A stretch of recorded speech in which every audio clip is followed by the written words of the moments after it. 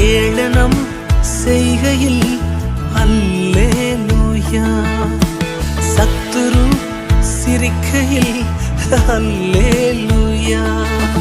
என் எதிரி பெருக பெருக என் பந்தி அளவும் பெருகும். நான் துதித்து பாடும்போது சிறைச்சாலை கதவும் திறக்கும். அல்லேலூயா.